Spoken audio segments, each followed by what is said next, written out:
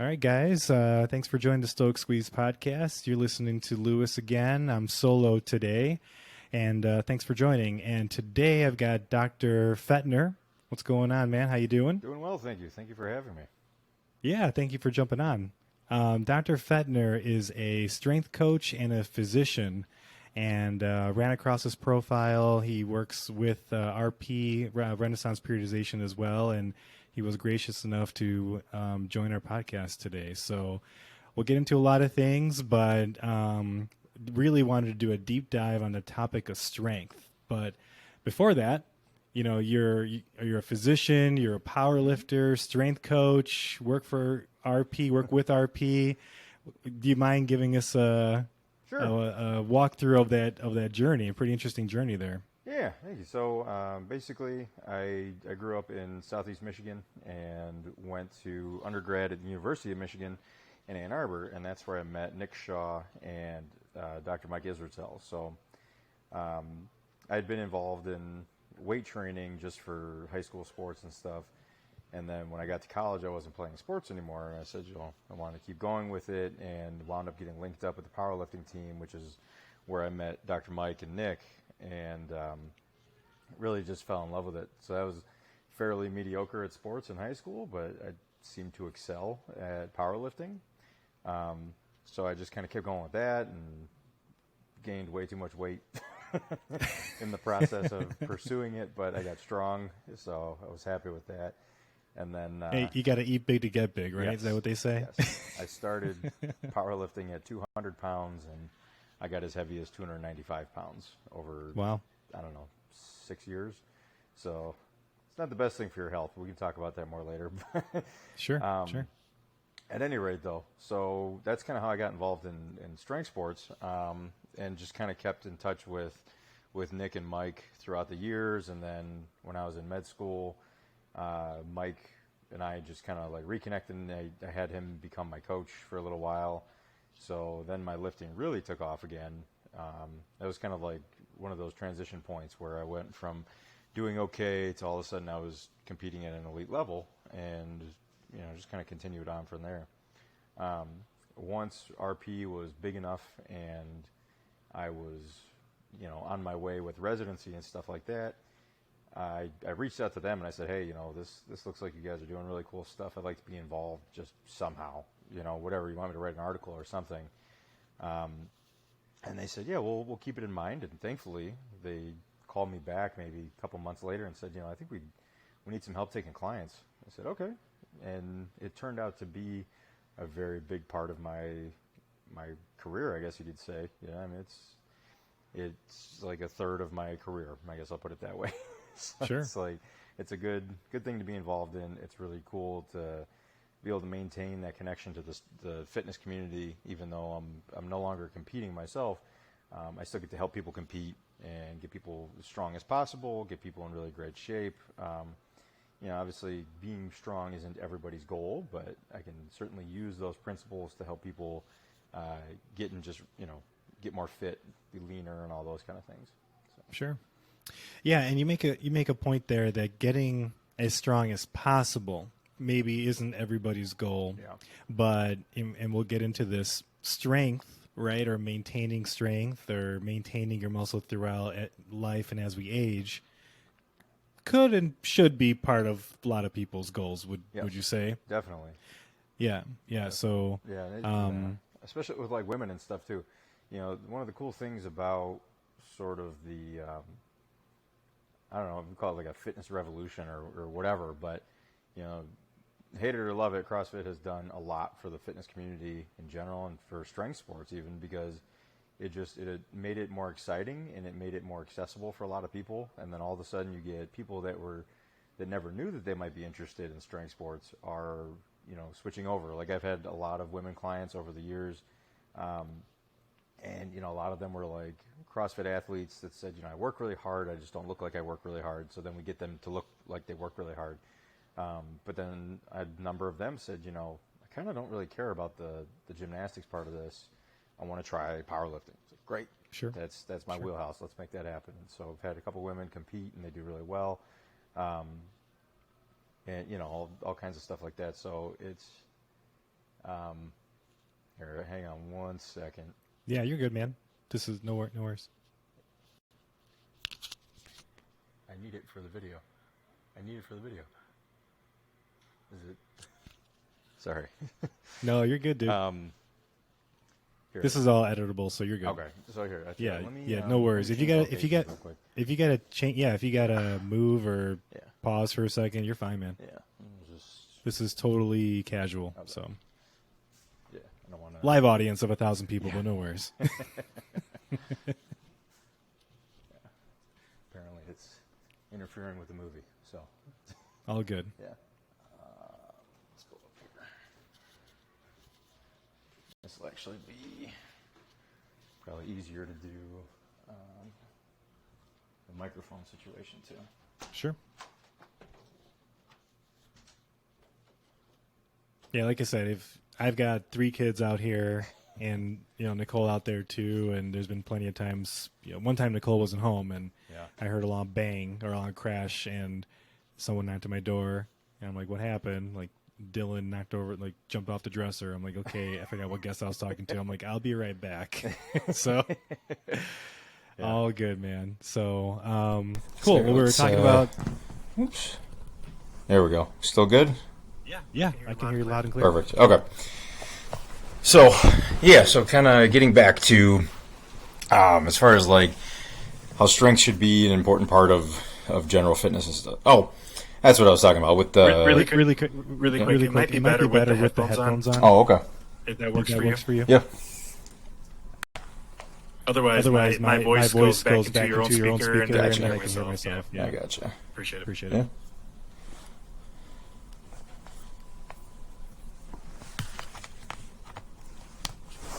There we go. Good? Yeah. Okay. Good over here. All right, cool. Cool. So we were talking about CrossFit.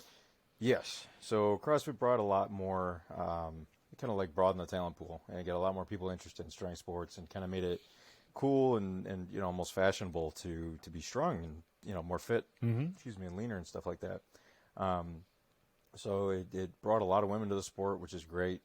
And, it's interesting because, you find that, basic differences between men and women and stuff like that.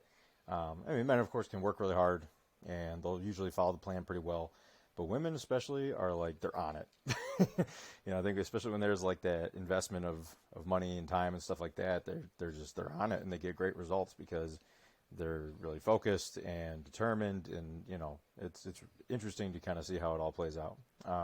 Yeah. And then just from like a health standpoint, weight training is fantastic for everybody, especially, but women are more prone to bone density loss over time. So weight training helps, prevent that from happening and things like that. That's interesting.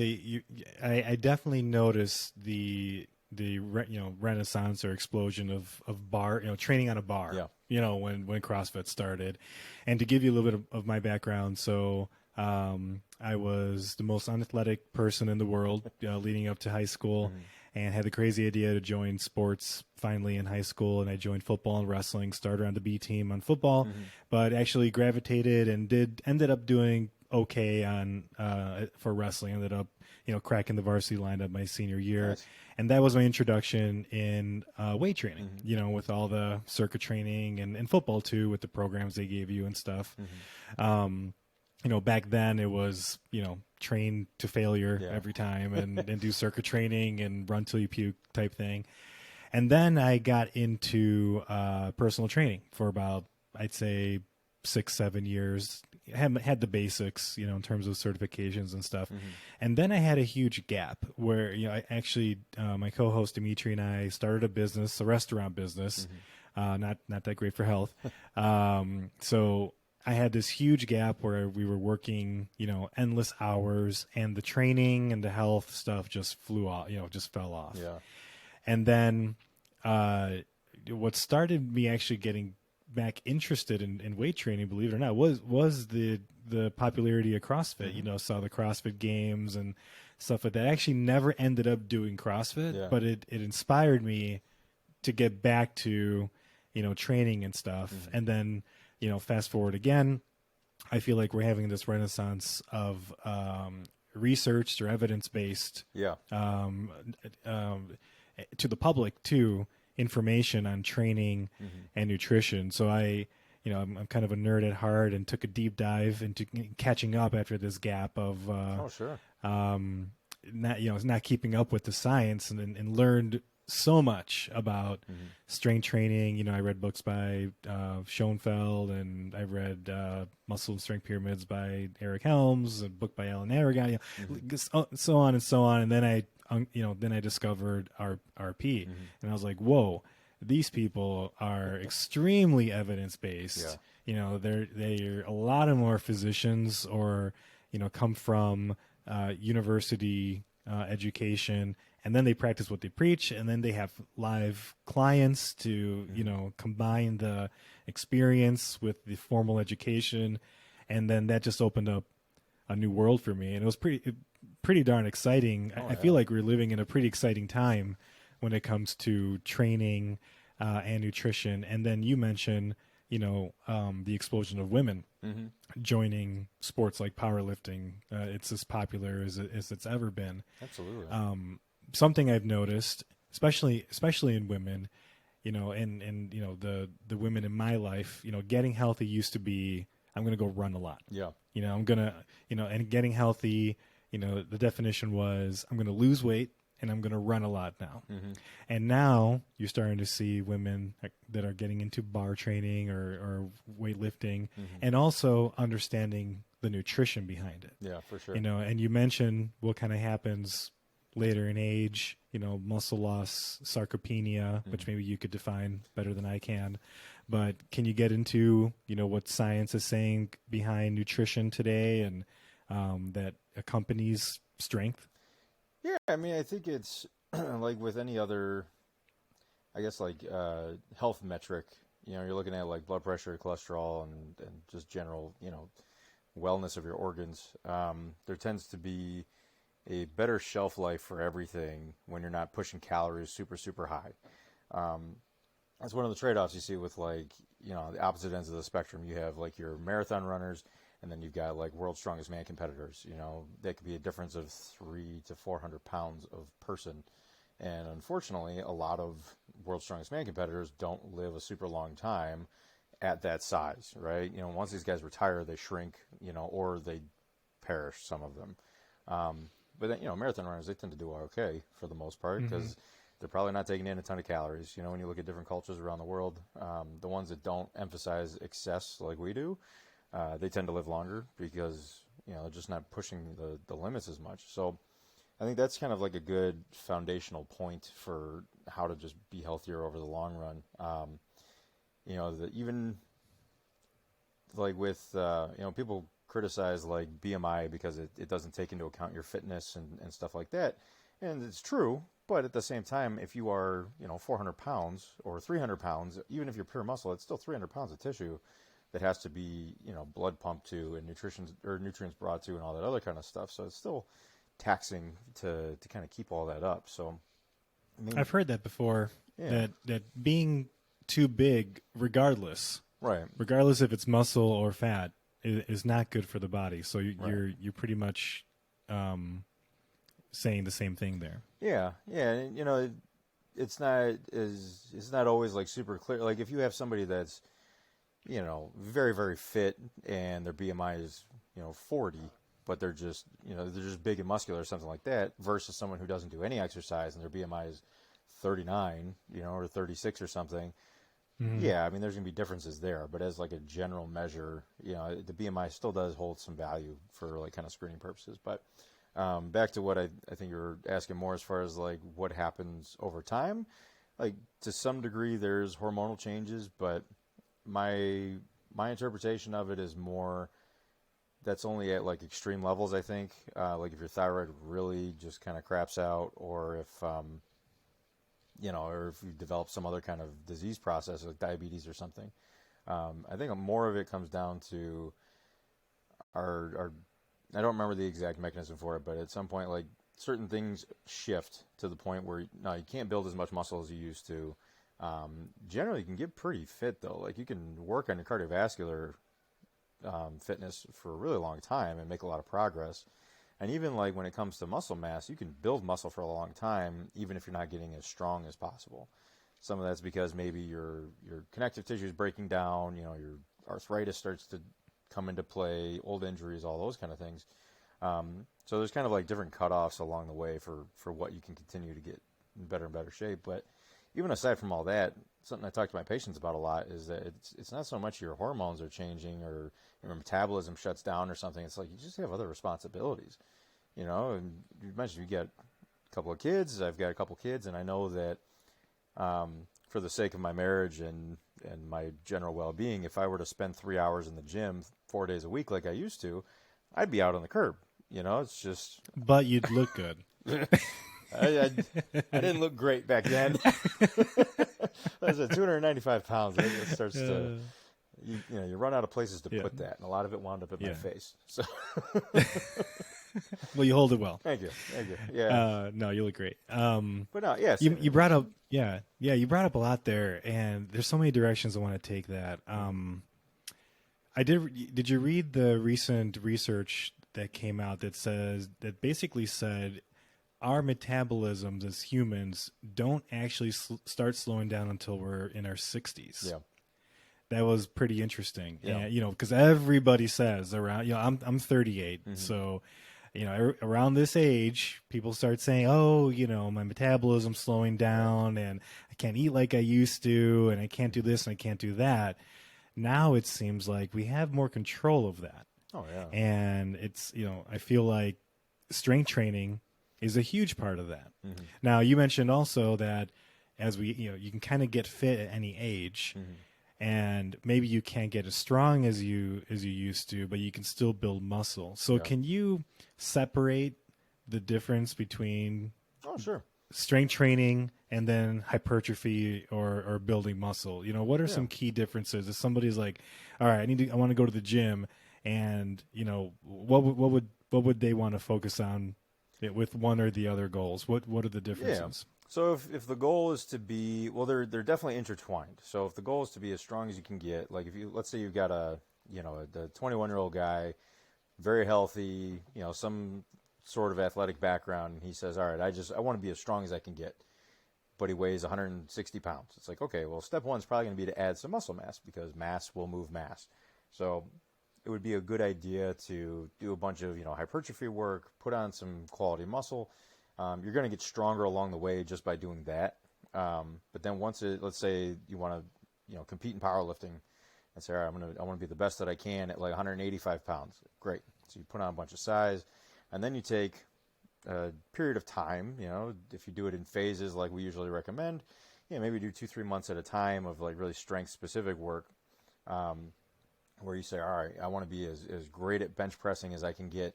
Well, then you better be doing a lot of bench pressing for those, couple months in a row, and you want to work at higher intensities.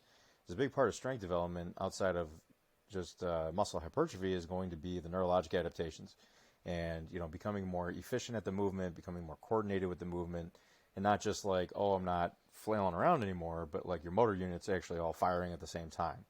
You might have the ability to bench press 350 pounds at your size if you have every single motor unit firing all at the same time in perfect synchrony. But the reality is it doesn't usually go like that. It takes a lot of practice. It takes a lot of time under the bar, so to speak, to steal a quote from Dave Tate. But just getting better at moving heavy weights. The downside to trying to train like that all the time is that at a certain point the stimulus is no longer considered novel, so you don't adapt to it as well. It tends to beat up the joints. So like the old school powerlifting mentality of go heavy all the time, max out all the time, and because you can get pretty strong doing that because you get really good at handling heavy weights. But then it's like, oh yeah, well now your knees hurt all the time, and you got to miss, or you got to move a squat day, or you got to take a bunch of ibuprofen just to be able to squat. At some point, that's going to impede your ability to do it again. So a nice way to go about it. I apologize. I feel like I'm kind of jumping around, but no. Yeah. So a good way to go about it would be, you do a couple months of hypertrophy, you do a couple months of strength, and then you take a little bit of time to do hypertrophy again. That way, you kind of maintain some level of fitness, maintain your muscle mass, things like that. And then when you're kind of like healed up and strength training will become like a good novel stimulus again, you get back into it, and then you can really kind of hit it hard. So I can tell you from personal experience when I was in college, and especially at that age, you're relatively new to it, and you can do just about anything and make progress. And that was kind of where I was at. I found some like powerlifting workouts, and then it basically turned into me maxing out every Friday because that's what was fun. And then, like, yeah, my squat went up, but like my technique sucked because I just, like my deadlift, it's an even better example because it was just like the most candy cane, like cat back to get it up there, but it kept working for a while. So I was like, all right, we'll just keep doing it. I'll fix it later. Well, later became, 8 years later is when it finally like kind of clicked and started looking better. And then I started actually making progress again. But at any rate, so, using those high volume months to sort of like refine technique and get everything together, and then you're like, okay, now I can get back to heavy lifting, get really good at that, and then you go into like an off, you compete, or you just, kind of go back and forth that way. And then that's a pretty reasonable approach versus, if you look at like Dr. Mike, so he started off in powerlifting, and he was like, I don't know, national record or something record for bench press. I mean, he was just a really strong guy. And he had like a big pec injury or something. And so his days of heavy bench pressing went away.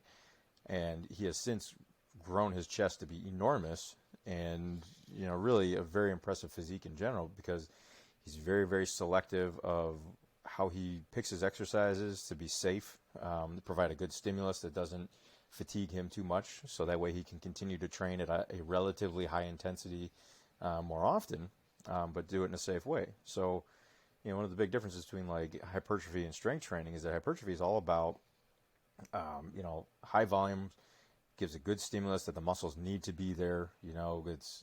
It's a situation where your body likes kind of like status quo. So if you say, hey, like we're gonna give you a bunch of calories, it's like, okay, well, we don't need a bunch of calories. Maybe we'll store it. Maybe we'll just excrete it, and then it takes a while of doing that, and then eventually it says, all right, fine, we'll use this for something. Either you're going to build fat or you're going to build muscle. So if you do a bunch of reps, high volume work and a certain intensity, then that's a good stimulus where it says, okay, yeah, building muscle seems like a good idea because otherwise muscle is like expensive to keep around. And then same for like cutting. If you are in a caloric deficit, the body says, all right, well, muscle's expensive. I'm going to get rid of that because that's whatever. Fat just sits there. That's nice. But muscle takes a lot of effort to keep around. So if you say, oh, no, here's a bunch of reps. We need this muscle. Okay, fine. Then the muscle stays around, and you start to burn fat because it's a better sort of trade-off there. So at any rate, so the idea is you do all these reps. You're building muscle. It doesn't have to be crazy heavy because then you don't worry about damaging anything long term. You keep your joints healthier. You keep everything in one piece, and that's part of why you can do that for a longer period of time. If you go to a commercial gym, you see the guy that's like in his 60s and he's still, super swole, but you never see him do anything more than like 30-pound dumbbells. It's probably because he's just doing really quality reps, or at least as quality as he can do for his status. And you can just keep doing that because, there's a big difference in the damage that 30-pound dumbbells will do compared to slapping 3 bills on the barbell. So, yeah. Was it? Pretty sure Frank Zane was a big proponent of lighter weights and high volume, and his physique was awesome, right, back in the day. So when you say volume, you mean higher reps, yes, sir. Right? You're not talking about weekly volume. Kind of all of it. So yeah, I mean, all of it. The general gist of more reps. So like was it Charles Poliquin? Is that how you say his name? Poliquin. Yeah. So he had the chart where he passed away, right? Probably. It seems like no disrespect to the dead. I didn't keep track, but the but yeah, because it's we'll fact check that. Yeah. So if you look at like sets of 1 to 5 reps, that's good for strength development, and the intensity being how heavy it is has to go up accordingly. So I think it's like 85 and above or 80 and above % of your max is kind of in that rep range, or maybe even 90% would be as the reps go down, the intensity goes up. Versus if you go something closer to like 70 to 80% for sets of 8 to 15, that's going to give you more of that hypertrophy in effect. From 5 to 8, nothing happens. It's no man's zone. It's not. Oh, really? No, I'm kidding. Okay. Those are just usually. You actually lose muscle at those reps. Yeah. Just falls into the void, lost forever. Yeah. Well, no wonder I'm not huge. No.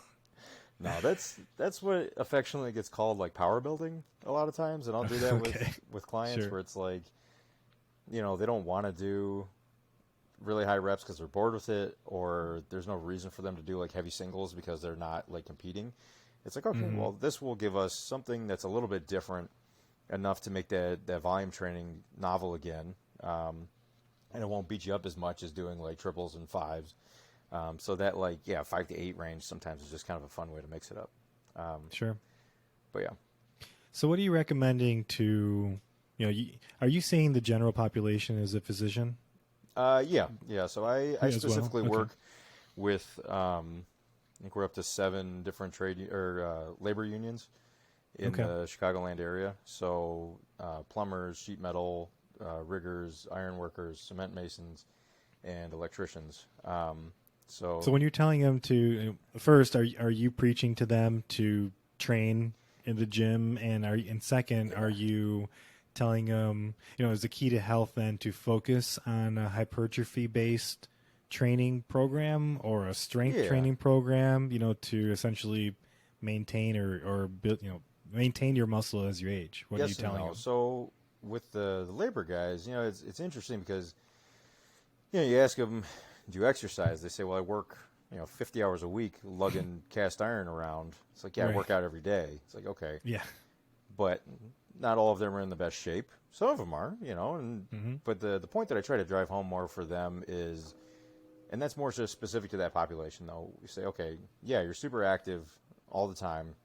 If you can get in the habit of, go for a walk after dinner, just something like that. So then once you retire someday, you're not suddenly losing that 40 hours of physical activity, because a lot of then they expand and they get really unhealthy and all this other stuff starts to catch up. Somebody told me a startling statistic that the average tradesman like that, they collect like 13 pension checks, and that's it because they die. Holy smokes. Yeah, so my goal, because it's a wellness center, is to get more of them well. So I want to try and help them to establish these habits. Because a lot of them don't have any interest in going to the gym after work because they've been up since 3 and they worked all day, and then all they want to do is hang out when they get home. So it's like, okay, do something. But then the ones that are into it, we'll talk about strength training all day. And a lot of times with like their spouses and stuff or their kids, then I'll talk more about weight training specifically. And it's more a matter of developing that foundation with lots of volume, just to get better at the movements and or even just to kind of get their foot in the door and say, this is what weight training can be. It can be fun. It doesn't have to be like the little, people always talk about the little 3-pound pink dumbbells where it's not really doing much for you necessarily. So no, you can move weight, and you can be stronger even if you're not trying to be as strong as possible. You can still get stronger even if it's just a couple days a week, just to kind of maintain some level of fitness. And the hope is that maybe this is a form of exercise they've never tried before, and then all of a sudden it's interesting enough that they continue to do it. And it becomes easier to be consistent because, to your point, it used to be like, oh, I have to go run forever, and I can only eat, 2 pieces of broccoli a day. It's like, well, no, it's just not the case. I mean, just eat a relatively balanced diet in reasonable amounts. That's that like calorie capping off your calories at some point. And if you can weight train a little bit, keep your bones dense, and maybe make it fun, awesome. That's a pretty reasonable way to live, and maintain a good level of fitness and health for everything else. And you mentioned, myself included, used to work at a gym, right? So I would lift 6-7 days a week. These days, my training program is actually 3 to 4 days a week, usually 3, a lot of times 3, just because of, 3 kids, busy job, wife, kid, everything else that goes on. And, I've decided, I've learned that there's a difference between perfect and optimal and adherence. Absolutely. And, something you could fit into your life. So, do I wish I could lift more than 3 times a week 100%. Yeah. But I know that I can definitely do 3 times a week. And if I write myself like a 5-day-a-week program, it's just not happening. Yeah. You know, and then that in itself becomes stressful. And, Oh, absolutely. You know, now you're beating yourself up that you're not, you know, following your plan. You know, what, and my friends and colleagues that I talk to, they all kind of say the same thing. You know, hey, I don't have time to work out even 3 days a week. You know, some of them say, hey, I got 2 days a week that I can go to the gym. Yeah. I have time to walk sometimes, and I don't even have time to log my food. Yeah. You know, that's you know, a big time suck too. Oh, sure. You know, can people be healthy and follow a good strength training routine with even twice a week? Yeah, for sure. And it's interesting because, you know, especially when I was in residency and stuff, you know, like when I first got into powerlifting, I mean, I went all in, like obsessed. You know, my friends got so tired of hearing about it because I talked about the next competition constantly. It was all I wanted to do. Like, I mean, it was great. I loved it, and I miss competing. It was so much fun, and like I've got a lot of friends from the sport that are still involved in it and all that kind of thing. But I used to be so stuck on that, like I have to train Monday, Wednesday, Friday, Saturday, or like the world's going to end, you know. And when I got to med school, that was a big kind of wake-up call. I was like, man, life doesn't work like that. So I had to learn how to be flexible because, you know, when you got 6 exams in a week, you're not going to go to the gym like that. It's just not going to happen. Right. So then it became, okay, well, if I wind up going Monday, Thursday, Friday, you know, or whatever, you shifted a day, like, who cares?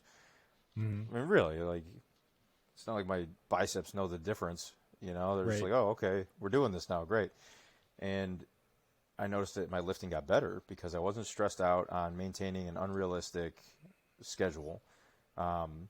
Sometimes I would get that extra day of rest that I probably needed that I wasn't giving myself before. And it was easier to kind of like do it consistently. And then when I was in residency, there was a chunk of time where I had really busy rotations, and I think that was around the time my son was born too. So it was just one of those things where like 4 days a week wasn't happening anymore. So I was doing 3, same deal. Things went really well because I wasn't as stressed out. My wife wasn't as stressed out because I was, you know, because that was when I was still training at a commercial gym. So I was like not taking off for hours at a time. And it was fine. And, you know, like the next meet that I did, I set a PR. It was fine, you know. And then actually a good way to go about that, you know, because you mentioned for your situation, you know, trying to have like the difference between like a 3-day split and a 5-day split is just kind of looking at it, and a week is no longer 7 days. Just make a week 8 days. So I did that for a little bit. So I had like a 4-day split that I would just kind of rotate through. So, you know, 1 week would be 2 lower, 1 upper, and then the next week would be 2 upper, 1 lower. And that was kind of cool. That's exactly what I do. I have nice. a 4-day split, but I lift 3 days a week. Yeah. So I do, you know, upper A, lower A, upper B, and then next week I do lower B. Yeah. And then goes back to upper A week 2 and Yeah. so on and so forth. Actually, it's been working out great. Yeah. I'm not going to lie. Well, the light bulb for me was that it doesn't have to be Monday, Wednesday, Friday, Yep. or Monday, Wednesday, Thursday. Absolutely. Like you said, your body doesn't really know, Yeah. right? You know, I look at it now as I want to train 12 times this month. Yeah. That's actually more of my goal. Yeah. Because now I've got 30 days to train 12 times. Yeah. And when I think about it that way, I'm like, yeah, I can do that. Yeah. 30 days, train 12 times. Definitely can do that. It's funny when you put it in that context too, because I remember like leading up to one of my competitions, you know, because every session seems so important, you know, and at that point in my life, I was looking at it more from the side of, okay, I've only got, you know, a 16-week program would be, what's 4 times 16? Oh, don't do that to me. 50 something. It'd be like I only have 50 sessions for me to like make my 64. I think. 60. All right, I've only got 64 sessions to like make my squat go up 50 pounds, or the world's gonna end. Right. You know, then closer to it, it's like, oh my god, I've got 3 heavy bench days left. You know, and it's a month. It's like Yeah. Right. You know, and right. When you look at it that way too, it's like it's kind of cool that we can make that much progress with 3 hours of benching in a month. That can be Sure. the difference of 20 pounds on your bench or something like that. But Right. And then there's all the in between with nutrition and sleep and stress and all that, yeah. where you're, the recovery and all that. I am very fortunate that my body held up as well as it did, considering how I don't know, willingly ignorant I was to a lot of that stuff when I was younger. You're right. You know, because a lot of my progress happened during college and med school, so sleep was not ideal. Nutrition was atrocious. It was just eat to get big at all costs. And, you know, stress was super high in med school and residency and stuff like that. But I mean, I was fortunate that I could get stronger despite all that. Now I have to be a little bit more careful about it because, you know, like I've got high blood pressure and stuff. And so it's like, you know, that's part of why I stopped competing is like, it's not really worth it at this point in life. I wasn't making huge progress anymore. And it was like, you know, what am I doing this for? My knees hurt all the time. My shoulder hurts. It's like, maybe I can just lift weights and be like a normal guy for a little while and be immortal like the rest of us. Yeah, exactly. Try and lose some weight and not, you know, croak before I'm 60. So it's, Now, is the high blood pressure hereditary, or would you attribute I'm sure it to that some plays of into it, but you know, that like rapid weight gain didn't help anything. And like neglecting cardio for years, you know, really years and years, because it was just, when I was in college, at least, I had to walk everywhere, so that helped, you know, and my biggest in college was like 255, so I was like walking, you know, a couple miles every day to get to class, and then, I want to go somewhere, I got to walk a couple miles there, or whatever. It was great. I was getting tons of steps in. And then after that, everything was just driving everywhere, and there was no reason for me to walk anywhere, so I kind of just said, screw it. You know, if I do cardio, that's time away from studying, and that's time away from, you know, what little free time I had. And then on top of that, I didn't like it. And it maybe like my knees would hurt more. Said everybody. Yeah, exactly. It was like my roommate joined, he signed up for the Army when we were in school because he wanted to get his school paid for. And so he was like, all of a sudden he was running all the time, and he was like a power lifter before that. So I was like, okay, well, if he can do it, I'll do it. And I think I got up to jogging like, I don't know, 3/4 of a mile. And my body hurt so much. I was like, I can squat 700 pounds in a squat suit, and I feel fine. But like jogging with my large self was like just excruciating. So I was like, screw that. I'm not going to screw up my squat day because, you know. Now I have a question about cardio, but before I forget, you know, back to training twice a week. You know, from what I've read. Sorry, to answer that question, so a good strategy. Let me. Good. Yeah. And to add to what you're about to, if you can answer this question too, you know, what I've read and understood is that, you know, 2 times a week per body part is way better than one time a week. Yeah. Meaning that if you trained chest twice a week, that is better than once a week. And is it? I guess I want to understand how much better. You know, because there might be people that again only have 2 times a week to train. Is that then ideally 2 full body workouts a week, or would they split that up but then they're technically only working out 1 body part a week, and is that still better than nothing?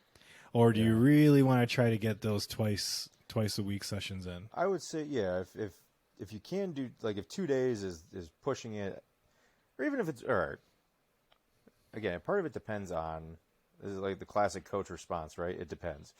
So if you only can do 1 day, 1 day is better than 0 days. If you can do 2 days, 2 days is better than 1 day. At a certain point, it's diminishing returns, and things are going to start to break if you do it too much. So like increased frequency can be beneficial to a point, but then at some point it's going to tear. You know, they talk about the old school Bulgarian method, whereas basically like if you survived, you would be as strong as anyone else on the planet. But if you don't, like you're like the rest of us, and you just fall off, because like they would max out every single day, 5-6 days a week, you know, heavy squats 5-6 days a week, max singles, and then you have to do heavy snatches, you know, whatever. So that's the extreme level of things. And the one guy who made it right was a beast. Exactly.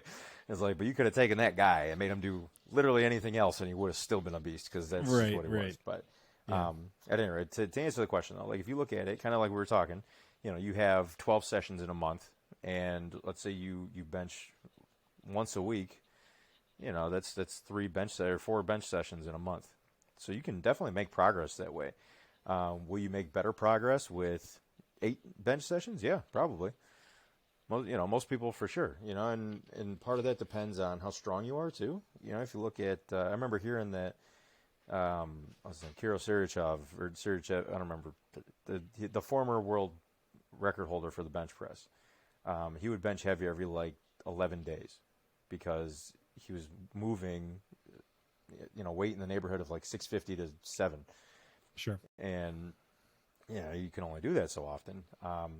But like the average person could probably get away with 2 or 3 times a week doing the same thing. But you don't want to go absolutely maxed out all the time, because then that'll be a negative effect. Things will start to get hurt, and you probably just won't be as efficient at it and stuff like that. So a good approach would be for someone who only has 2 days a week, I would do a full body split. Day one would be like light legs, heavy bench, and then the next day would be light bench, heavy legs. And that way you're still getting your twice a week stimulus. I had a client not too long ago.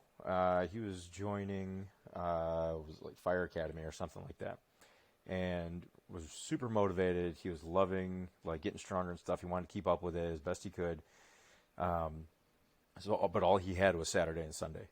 So it's kind of tough because it's like back to back. So I think in the beginning, I'm trying to remember if I had him do full body both days.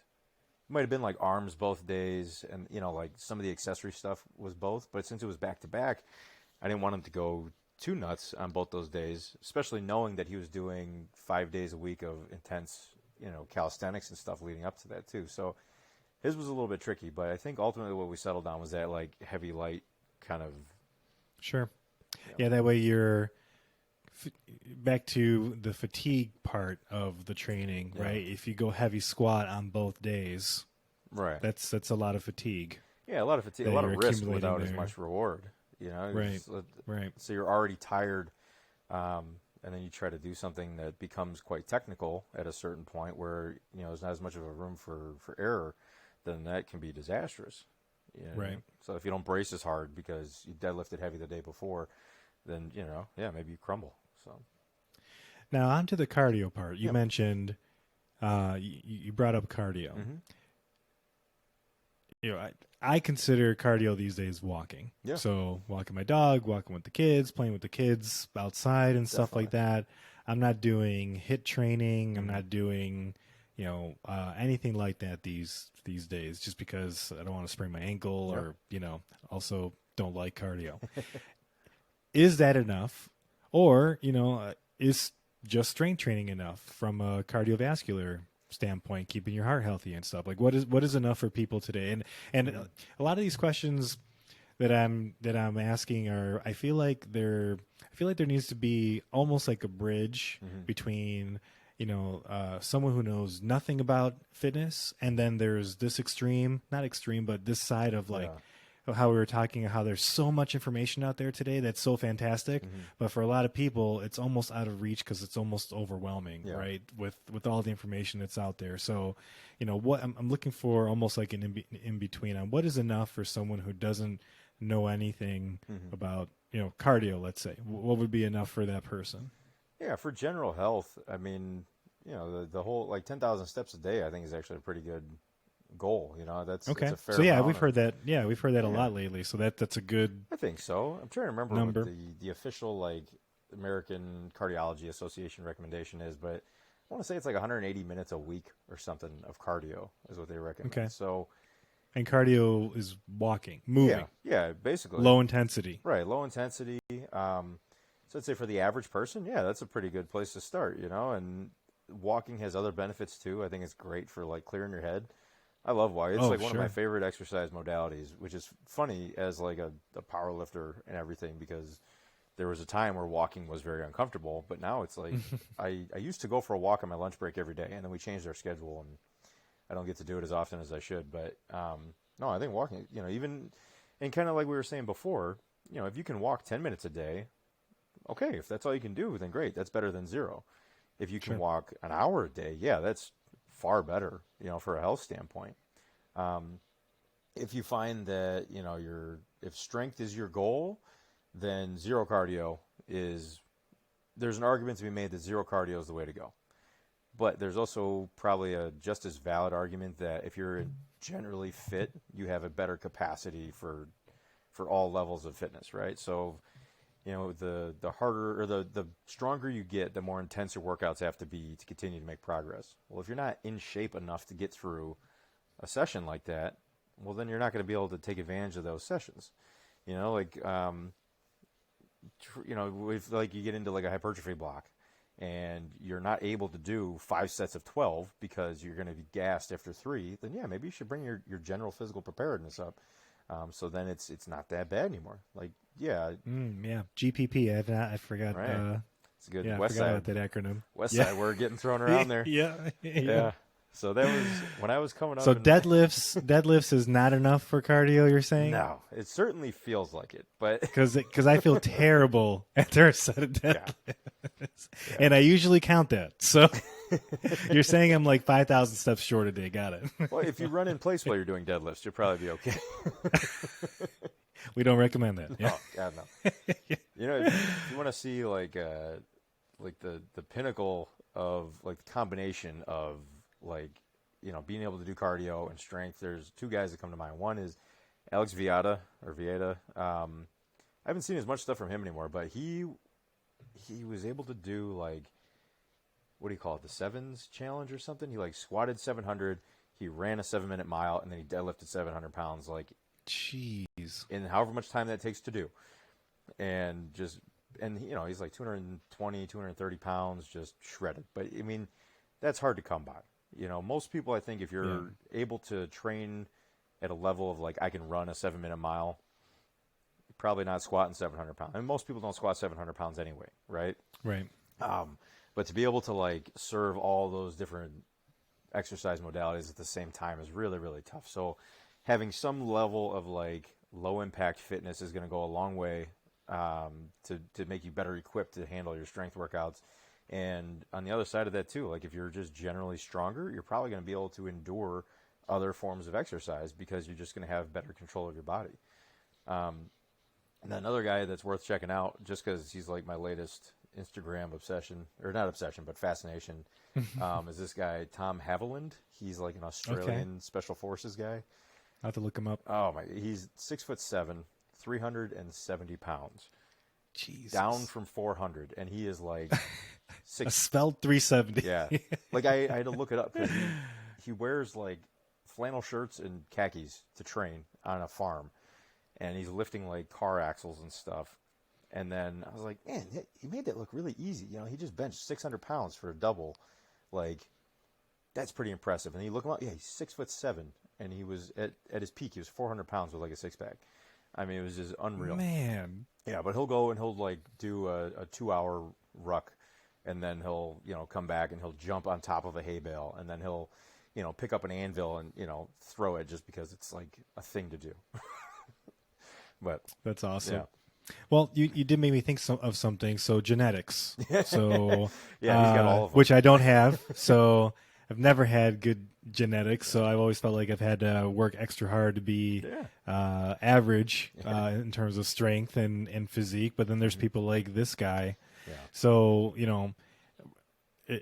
I guess the question isn't, does genetics play a role? It does, but by following the principles of strength and hypertrophy, most people can overcome, at least from a general population standpoint, right? You're not going to be Mr. Olympia or something if you don't got the genetics and the hard work and stuff. But, in terms of just general strength, most people can overcome it following the right principles, right? Yeah, for sure. I mean, there's value in these, significant outlier people like that, right? You got your like Tom Haviland, you got your like Eddie Hall. Eddie Hall is incredible, right? Deadlift 1,100 pounds, and then he could swim like a fish, and he's getting ready for this boxing thing. Interesting. He can do all that. Yeah, it's insane. So like, it's cool. You'd say, oh man, that's incredible. Look at that guy do all these awesome things.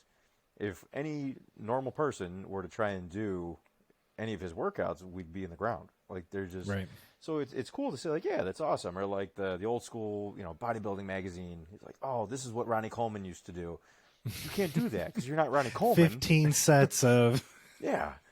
So it's interesting, and it's good to get ideas from that and be motivated by that. But I think to your point, like the general principles of specificity overload, even just those two things are, I mean, that's the reason why you can get away with doing so many different things and still get stronger. Like when I was in college and I just picked whatever program because it was powerlifting specific and it was overloading every week, believe me, you know, but it wasn't, I didn't start making really good progress until I did those things and then also periodized it in a way, or, you know, Israel had me periodize it in a way that was actually, you know, effective at making me stay in one piece for long enough to make progress and, you know, take advantage of, like, you know, how our physiology works and stuff like that. So, I mean, yeah, using those principles, you can overcome genetics, you can overcome a lot of things, and it makes your hard work, you know, working smarter, not harder. Well, no, you still have to work hard, but using that working smarter piece, your hard work will go so much further. You know, if I had taken all that chutzpah in college and put it towards, like, okay, if I actually take the time to do hypertrophy work instead of just eating, you know, 24 slices of pizza every, you know, like I probably would have been significantly stronger and in better shape. You know, maybe I wouldn't be on blood pressure pills right now, you know, like stuff like that. So a couple things. Progressive overload, just recap, that's just the, I guess the theory or the practice of continuing to increase the overload through a variety of different ways. Weight, reps, sets. Yeah. Right? Yeah. Is that correct? Any other way that I'm sometimes missing? you do like time. Time is kind of time a fun under one. tension. Yeah, like okay. shorter rest breaks. Okay. Shorter rest breaks. Yeah, Okay. I've got a coach right now because I was looking to mix it up a little bit, and this guy, Casey Williams, he's an elite level powerlifter. He seemed like a nice enough guy, and you know he's got good success. And like I said, I wanted to learn something new, but he's had me do some of that recently, where like doing like 5 sets of 5 on bench press with, like, you know, first it was 2-minute rest between, and then it became 90-second, then a 60-second, and, you know, just as a way to, like, the weight was the same week to week, but with the shorter rest breaks, you know, part of that's improving fitness, and part of that's, you know, getting better at, or, you know, overloading in a different way that doesn't involve, you know, tearing something. Right. Yeah. And that's something that I think that, you know, like you said earlier, that women who are now lifting more and more, and they're understanding what progressive overload is. You know, where back in the day, you know, someone wanted to get toned up and didn't want to do heavier weights. Now I think it's more mainstream that you do want to do heavier weights. You do want to get stronger. Yeah. And then couple that with periodization, and just recap of that is basically the manipulation of either volume, would you say, or volume intensity? Yeah. Yep.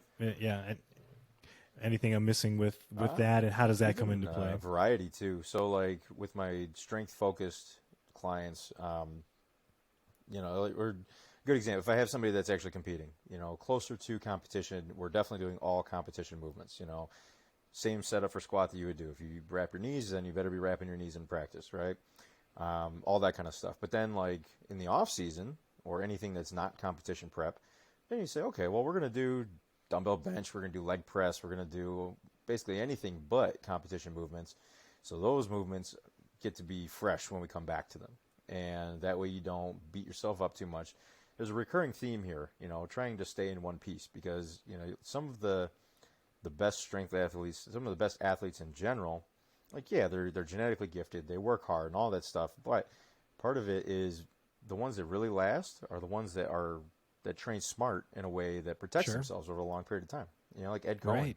Ed Cohen's a fantastic example. I mean, greatest powerlifter of all time, arguably, and his training was always set up very methodically, where it was like, okay, well, at 16 weeks out, I should be able to do X amount of weight, so I'm going to do that. He would just work backwards. He would always say, okay, you know, in this competition, I should be able to squat 1,000 pounds, so, you know, however many weeks out, I'm going to be squatting 800 pounds, and he wouldn't deviate from the plan. Even if he felt good, he wouldn't go any heavier because he knew that it could hurt him.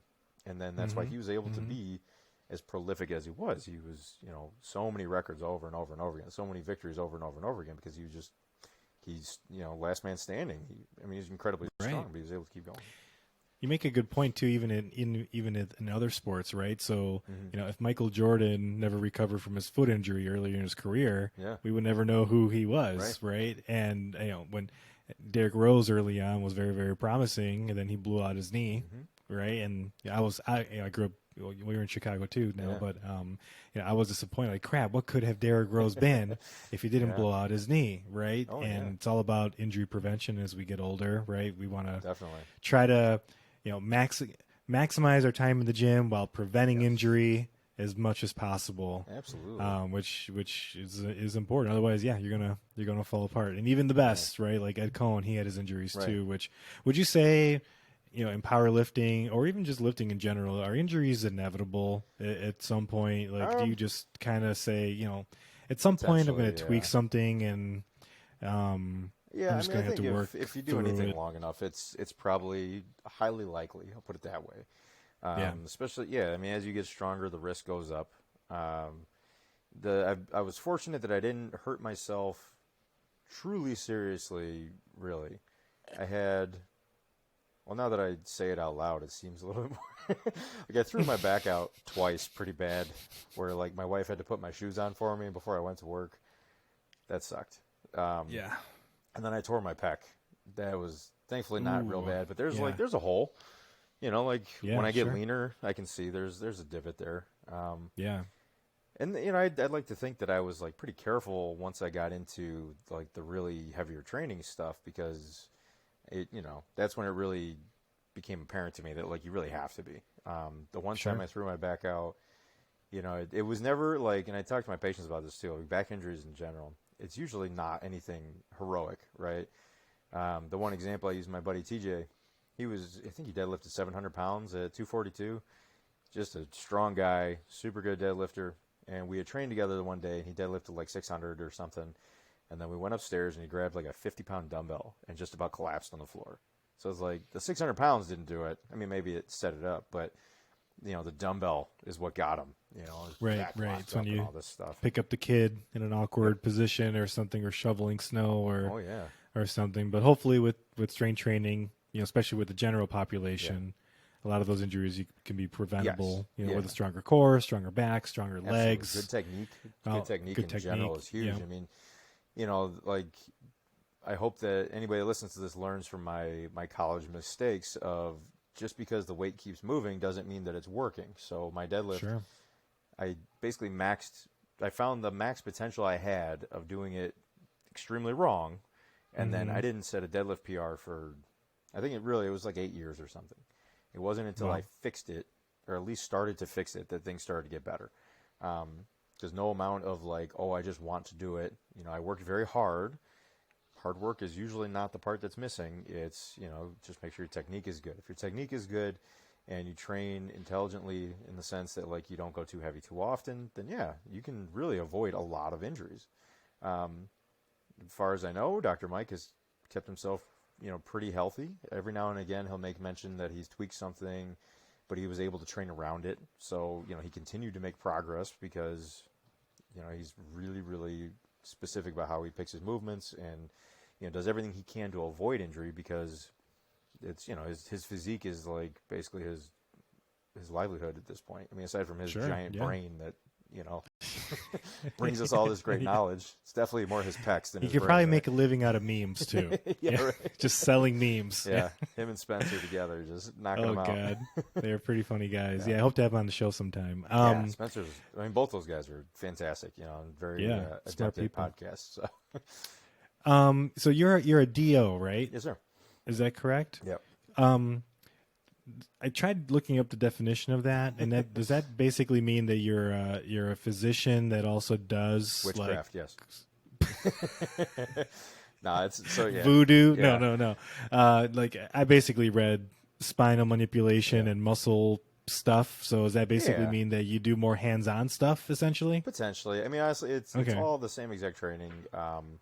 The pitch for DO versus MD is that we get extra training in manipulative medicine, which is my fun little cocktail fact is that the guy that founded osteopathic medicine, A.T. Still, he taught Dr. Palmer, who founded chiropractic medicine.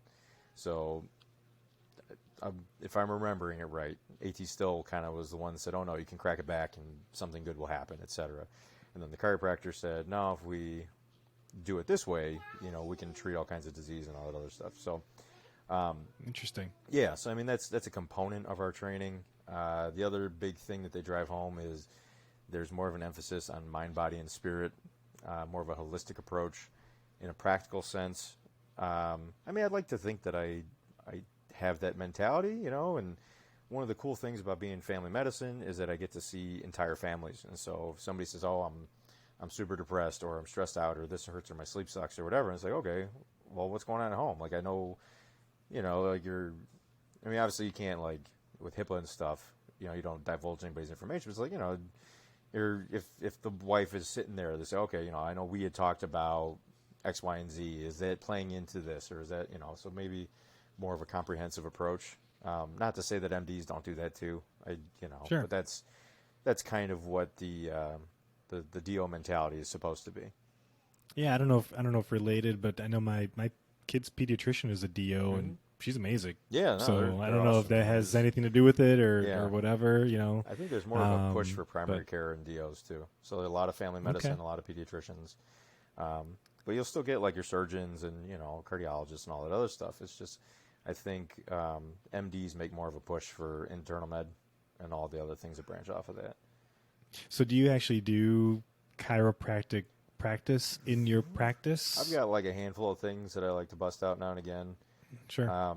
Acute back pain, I don't mess with too much because, you know, doing anything to them is going to hurt. But like after the fact, or if somebody's got like, you know, very obvious muscle spasm on one side or something, I can crack that sometimes. It'll help. Sure.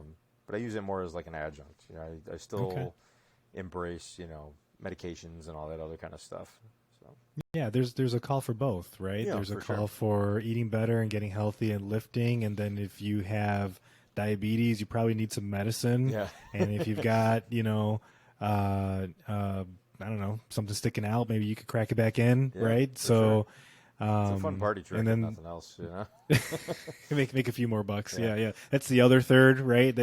So RP is 1/3, and then party tricks is your other third of your business. Well, that's a good definition. I wasn't completely sure what that meant, and now you've opened up like a slew of questions that maybe next time I'll ask you about. But I did want to get a couple of rapid fire questions as we wrap up here. Barefoot training. Yep. You know, is that cool? Does it not matter? I hope so, man. I train barefoot. Part of that's just do you? Yeah, well, like I train at my deadlifting house. barefoot and stuff, or I have a home gym too. Right. Yeah. So I mean, it's part of it's a comfort thing for me.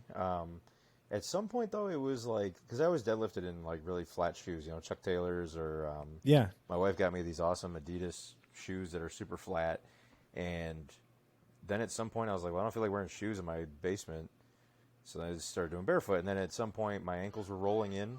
And my friend of mine is a physical therapist, and she was like, "Oh, try doing these exercises to keep your talus neutral." I said, "Okay." And it's easier to see when I got my shoes off, and it just never stopped. I mean, I've been training barefoot for a couple of years now, just because I can, if nothing else. Yeah. I have a gym in my basement, squat rack and everything, and you know, I decided to try out barefoot squat and deadlift, and I don't know if placebo. I don't know, but I had a great session. I feel like day. a better connection to the floor. Yeah. Because like the other thing too, I see a lot with my clients and stuff. I have them send me videos, and you'll get people that maybe they're not as well versed in it, and they'll wear like I don't know, like Nikes with a huge sole or like New Balances with huge soles on them, and they're just like squishing all over the place. Mm-hmm. And say, okay, well, try doing it with your shoes off, and they do that, and all of a sudden they're like rock solid, and they're blasting the weight off the floor. It's like, yeah, I mean, if you're you know, it's kind of the equivalent of, like if you were to try and jump as high as you could on ice, you wouldn't be able to jump very high versus normal, you know, dry ground.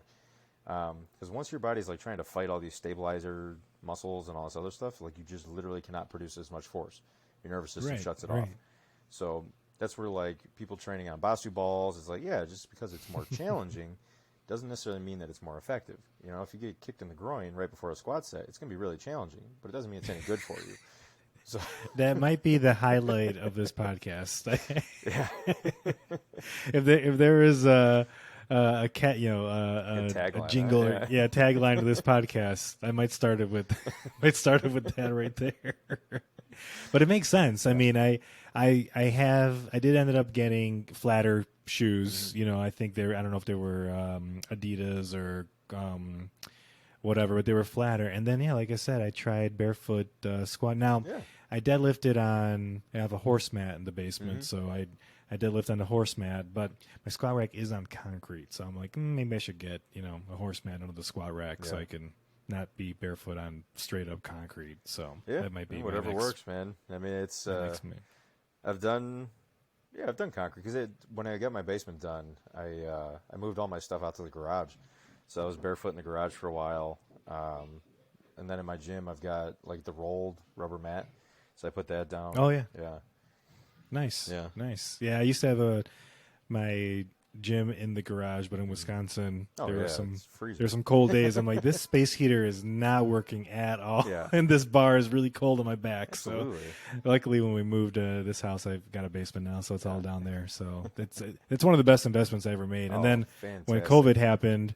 Yeah, when COVID happened, everyone was buying all the gym stuff, and I was showing off to everybody with pictures. I'm like, oh, I already have a gym set up. And they're like, where'd you get that stuff? I'm like, I got it like a year ago. Yeah. So I lucked out on that too, man. I bought a bunch of stuff used off of one of my wife's, one of the doctors that she works with, and we lived in a townhouse that, like, we didn't have storage. So, like, pieces of the squat rack were under our bed, under the guest bed, under the couch. Like, it was just stashed everywhere. And I was determined. I was like, I'm going to set this up someday. And then eventually we moved out to the burbs, and I was able to set it up in the basement. Like, I set that up in the basement before we bought a couch for the living room. It was like, you got to have your priorities straight. Yeah, I was like, man, this is... And so it was great. Like, I never joined another gym, and I've been training at home ever since. Yeah. So. Yeah, I mean, even the 15, 20-minute drive to the gym, like, I love saving that time for just more training or, doing something else. I think it helps, like... I'm slightly more available now too. Like if my wife needs something, I can run upstairs. It's not like I locked the door.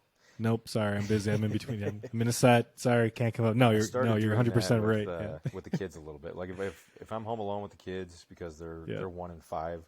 Like if they're wandering in there, I had to bail on a squat a couple weeks ago, and it scared me. So whenever they're around, I lock the door for the set, and then I go unlock it. Yeah. Yeah. Right. Yeah.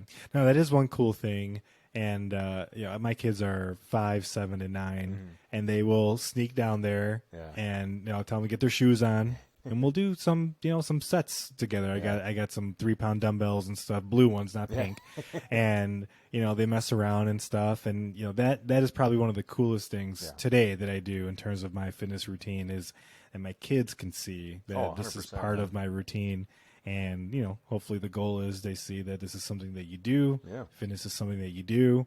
And, it becomes part of their life too. Which example, they exactly. Yeah, they don't listen, but they watch. That's I've learned that. So well, hey man, I appreciate we're hitting the hour mark, and I really appreciate your time. Yeah. It's been a I think we had some pretty cool nuggets with everything you shared. Yeah. What else? Do you have anything coming up? I know you do your coaching on RP.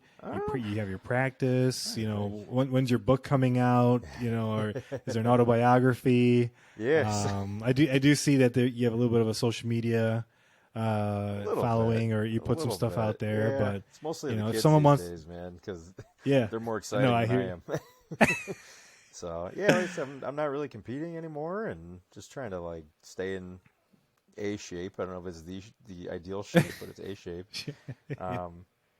There was some talk of doing a book. I don't know, that might still be on the back burner. One of the things actually that kind of on the topic of strength, me and my buddies have been talking about for a while. And maybe that's something, maybe we could set up another episode together. But sure. 2 of my friends, one of them's a physical therapist, the other one's a lawyer, but we've all competed at a decent level, and we're all at a point now where we're not competing anymore. And we're saying how, there's not like a good general guide on how to make that transition. Like, what do you do? We used to spend, 15 hours a week, 14 hours a week training for something. And now it's like, well, we're just exercising now. And it's like unsettling, especially when you dedicate it. I competed in powerlifting for 12 years or 13 years or something. So, and the goal is always getting stronger and stronger and stronger. And then now to make the switch to just normal, be a normal person is difficult. So we're trying to come up with a way to kind of package that and talk about it. We did a podcast a couple months ago, and it seemed well received. But I mean, it's something we'd like to flesh out a little bit more, because it's, you see that now that strength sports are getting more popular. It's like, okay, well, is it, do you pick like an end point? Do you say, all right, I'm done after this goal? Do you try and end on a high note? or do you just wait until something breaks and then you can't do it anymore? Because that's kind of where all of us wound up. Sure. Like I had hurt my back for the second time, and blood pressure, all that other stuff, and I was like, what am I doing this for? And then I had to make that like it was the decision was kind of made for me, and then Right. the lawyer, same thing.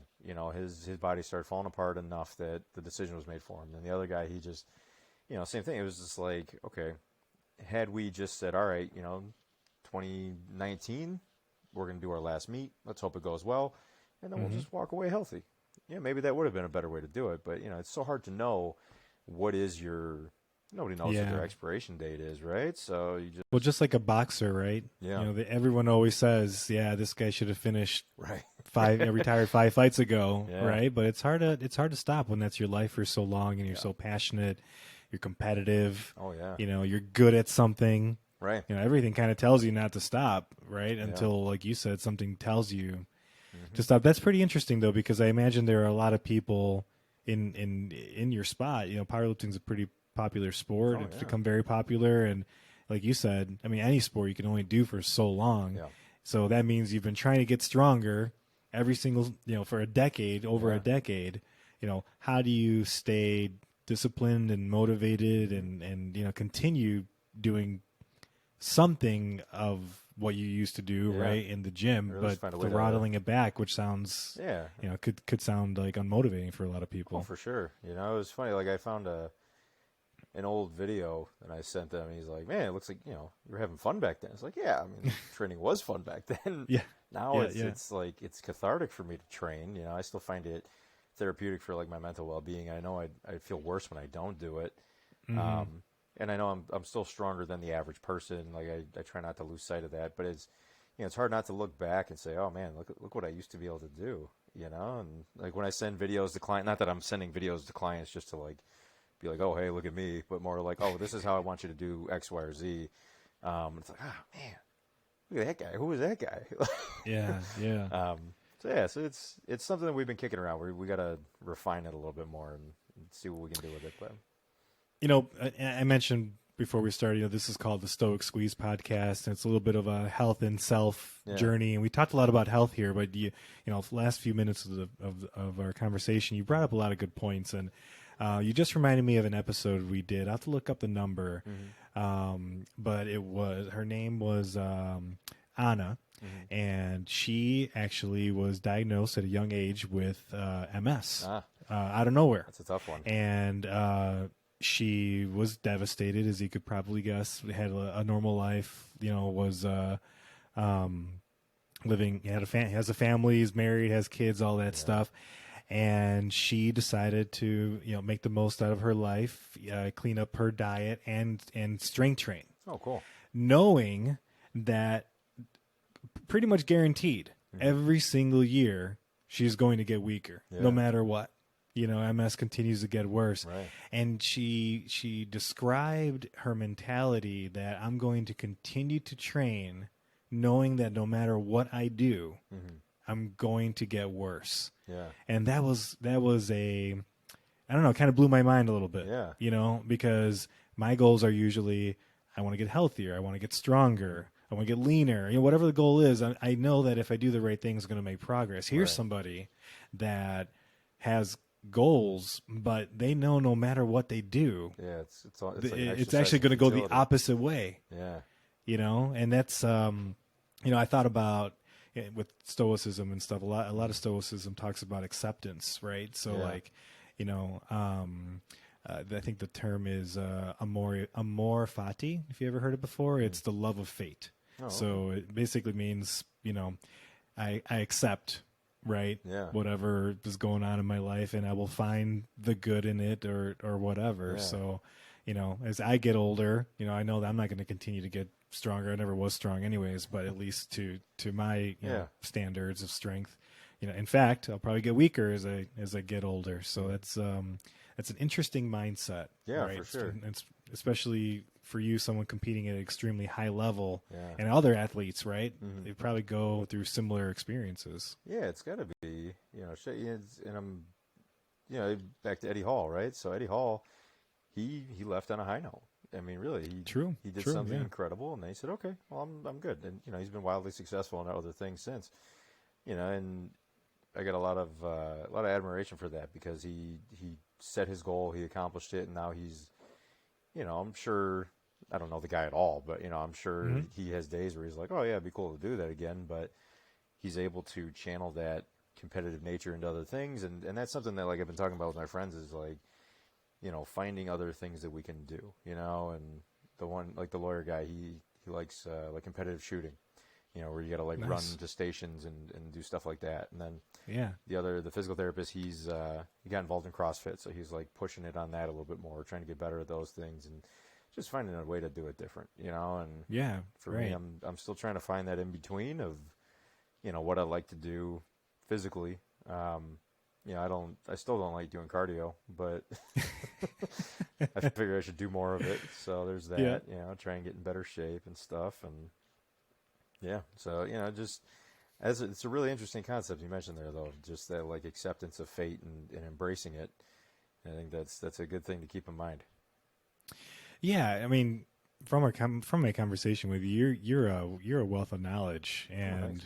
I feel like, if you haven't thought about writing a book, you probably should, man, because I mean, you're an elite power lifter, and obviously couple that with being a physician and your experience.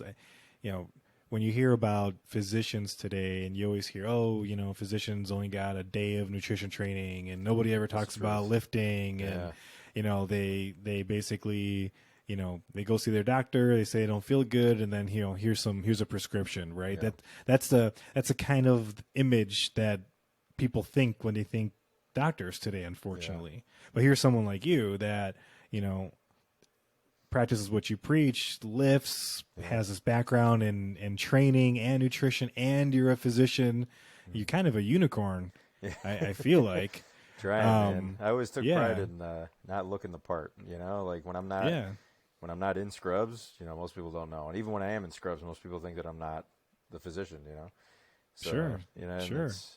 It's kind of cool. Like when I was, like literally anytime I'm not in professional attire, I'm in gym clothes, and I've got tattoos, and like I'm bigger than the average person, and like there's a time at like an airport, somebody like passed out, and so me and my wife went over there because she works in healthcare too, and they're like, "What do you want?"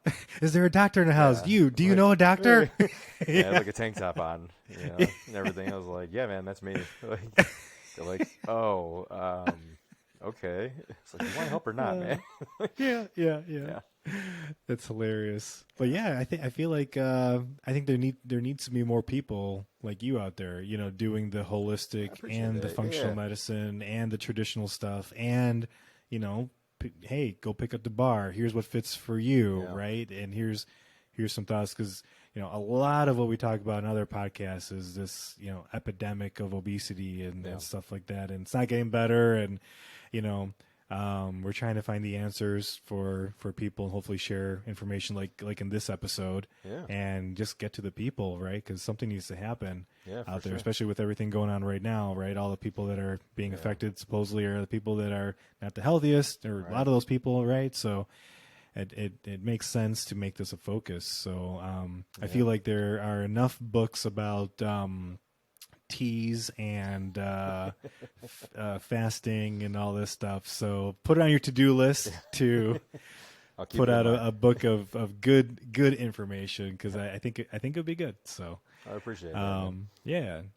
Well, I appreciate you. I really appreciate this chat. I feel like we talked about some pretty cool stuff, and thanks for going through over your journey. And I'm looking forward to your next chapter, man. Keep me in the loop. And if for sure you do anything with your friends, let me know. I think that sounds sounds pretty cool. Maybe we should try and coordinate something. I think they'd enjoy talking with you too. So. Yeah, for sure. I'd love to have you back. So cool. We'll do it. Well, thanks a lot, man. And if anyone wants to find you, is the best way on RP? The RP website. I came across you. Yeah, that my Instagram. Sorry, I gotta look it up because I always forget my actual name on there. It is RP _ TPFAENDT. So it. I'll write it down, guys. Yeah. Ooh, there we go. There you go. Yeah, if that's Cool. focusing or not, but yeah, like I Yeah, said, mostly pictures of my kids being cute, hanging out in the gym, and the occasional lifting video for me. Yeah, so you come across like a mortal, like Yeah. I said. You look like a normal guy just with kids, and there you are, deadlifting. What was your max deadlift? My best ever was what was it, 638? Dang. Yeah, 638. That was no belt because that was the only way I could get into position. My best raw bench was 479. No belt? No belt. Yeah, Wow. I started doing it to build up my core, and then it just became the only way I felt comfortable doing it. And my best squat was with knee wraps, or belt and knee wraps was 699.9 because kilos. Wow. Yeah. Yeah. Holy smokes. Yeah. I used to only live with the belt too for a long time, and then I actually read a book about breath work. Yeah. And totally changed the way that I breathe in the gym, actually. And then I took the belt off, squatted, actually felt stronger, didn't use the belt for deadlift, and actually felt better. It was and then I actually decided one day to put the belt back on. I'm like, yeah, this feels weird. I can't do it. And now I can't use a belt anymore either. Yeah, it's weird. Like squats, I use it like a lot more effectively. Like when I was at my peak strength, my best squat with nothing, like no belt, no wraps, was I think I did like maybe like 505 or something, and then with a belt like 545, maybe 535, and then with belt and wraps, that was 700. And that's a whole other topic too about equipped and non-equipped. So it's so interesting. And Now then, for strength, I know that stuff obviously brings up your numbers. What about hypertrophy though? Does it actually matter that you're actually putting up more numbers because you're equipped?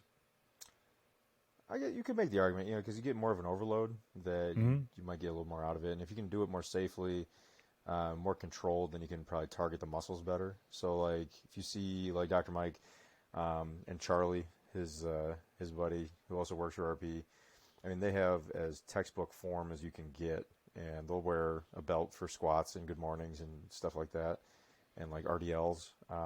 Because I think it probably just allows them to do it safely, and even though they're not moving like crazy weights, I mean they're still moving a good amount of weight. They're able to put the emphasis on the muscles that they want to work, so they keep their back tight, and then they also can, make their quads enormous. So. I've seen those quads. Yeah, they're huge. So. All right, man. Good chatting. Yeah. Appreciate it. And come on again. Sounds I'd good. love to have you back on. We'll talk to you Appreciate it. soon.